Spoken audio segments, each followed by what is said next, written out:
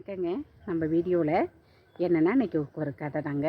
நம்ம ஷார்ட்ஸில் கடவுள் நம்ம எப்படி கும்பிட்டாலும் நம்மளை சோதிப்பாருன்னு, அப்புறம் நம்மளுக்கு நல்லது செய்வார்னு சொல்லியிருக்கேன் இல்லையா, அதை உணர்த்துறது மாதிரி தான் இந்த கதை. இதை கேளுங்க, ரொம்ப சுவாரஸ்யமாக இருக்கும். என்னென்னா, ஒரு ஊரில் ஒரு கணவனும் மனைவி வாழ்ந்திருக்காங்க. அந்த கணவனுக்கு ரொம்ப கொடைவள்ளல் காரணம் மாதிரி எதாக இருந்தாலும் கொடுத்தாருனான். நல்லா உதவி செய்யணும், அந்த மாதிரி ஒரு மனப்பக்குவம். அவள் மனைவியும் கணவனுக்கு தகுந்த மாதிரியே நடந்துக்கிட்டு, இல்லைன்னு சொல்லாமல் கொடுத்துக்கிட்டு, இப்படிமா 2 பேரும் வாழ்ந்திருக்காங்க. சாமியை நல்லா கும்பிடுவாங்க 2 பேரும். இப்படி இருந்துகிட்ருக்கையில் அவங்க பொருட்களை அள்ளி கொடுக்க கொடுக்க சொத்துக்களெல்லாம் குறைய ஆரம்பிச்சிருச்சு. வசதியாக இருந்தவங்க ரொம்ப ஏழ்மையை ஒரே ஒரு நிலை மட்டும் இருக்கிற அளவுக்கு வந்துருச்சு. இப்படி இருந்துகிட்ருக்கையில் ஒரு நாள் கொஞ்சம் நெல் இருந்ததை கொண்டு போய் அந்த வயலில் விதைச்சிட்டார் அவர். அப்புறம் கொஞ்சம் இடத்துல கீரை பாவி நாளைக்கு இன்னும் 2 நாளில் பிடுங்கலாங்கிற தருவாயில் அதை தெளிச்சிருக்காரு. இப்படி இருந்துகிட்ருக்கையில் அன்னைக்கு சமைக்கிறதுக்கு மட்டும்தான் ஒரு படி அரிசி இருந்திருக்கு வீட்டில். ஒரு படி, அப்புறம் அன்னைக்கு சமைக்கிறது அளவுக்கு ஒரு படின்னு இல்லை, அன்னைக்கு சமைக்கிற அளவுக்கு அரிசி இருந்திருக்கு அவங்க வீட்டில். இப்படி இருந்துகிட்ருக்கையில் அங்கேருந்து ஒரு முதிய பாட்டி அப்பா எனக்கு ரொம்ப பசிக்குது, ஏதாவது சமைக்க அரிசி இருந்தால் கொடு அப்படின்னு கேட்க, உடனே மனைவி கணவனை பார்த்தோன்னே கணவன் மனைவிக்கிட்ட இப்படி ஆட்டுறாரு, கொடுன்னு. உடனே அந்த அரிசி எடுத்து கொடுத்துட்றா.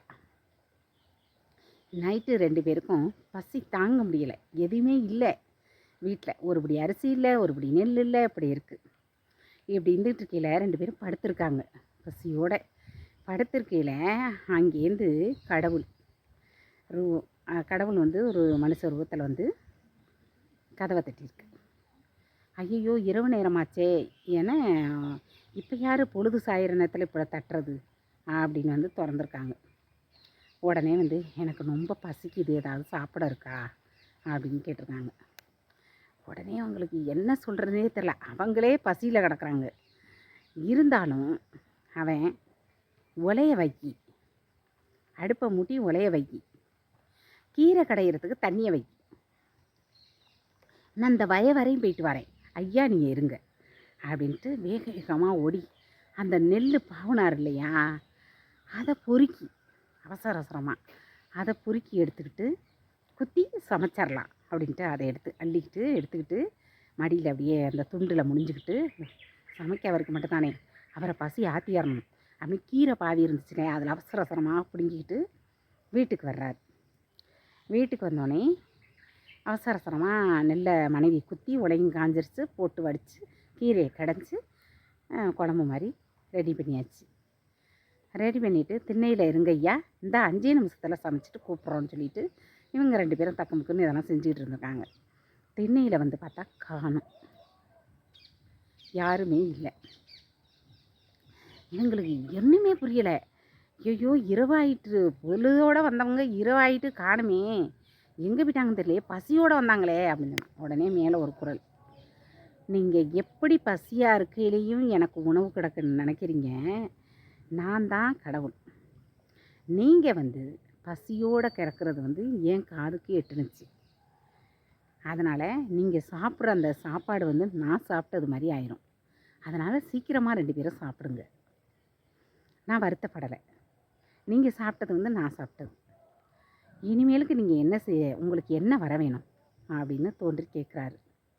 உடனே அவர் சொல்கிறாரு, எனக்கு ஒன்றுமே வேண்டாம் சாமி, எனக்கு கடைசி வரைக்கும் அடுத்தவங்களுக்கு உதவுற அளவுக்கு உழைக்கிறேனா, நெல்மணிகளை விதைக்கிறேன், அது நல்லா விளையணும், காய்களை ஊன்றேன், அது நல்லா காய்க்கணும், அந்த மாதிரி எனக்கு விவசாயத்தில் நல்லா செழிக்கிற மாதிரி நல்ல தண்ணியும் மழையும் பெஞ்சு அந்த மாதிரி ஒரு சூழ்நிலையை உருவாக்கி கொடுங்க, எனக்கு அது போதும். உனக்கு பொண்ணும் பொருள் வேண்டாமா, எனக்கு வேண்டாம். இதை நாங்கள் 2 பேரும் இதில் உழைச்சி இதில் வர்றதை எடுத்து நாங்களும் சாப்பிட்டுக்கிட்டு அடுத்தவங்களுக்கும் உதவுறோம் அப்படின்னு சொல்லி கேட்குறாங்க. உடனே கடவுளுக்கு ஒன்றுமே புரியலை. உடனே என்ன பண்ணாராம், அவர் விதைச்சோடனே விளைய வச்சாராம், காய் ஊன்னோனே காய்க்க வச்சாராம். அந்த மாதிரி ஒரு ஆற்றலையும் அருளையும் கடவுள் அவங்களுக்கு கொடுத்தாராம், அந்த செடிகளுக்கும் அந்த இதுக்கும் கொடுத்தாராம். உடனே அவங்களும் சந்தோஷமாக அடுத்தவங்களுக்கும் சந்தோஷமாக கொடுத்துக்கிட்டே இருந்தாங்களாம். இதாங்க கதை.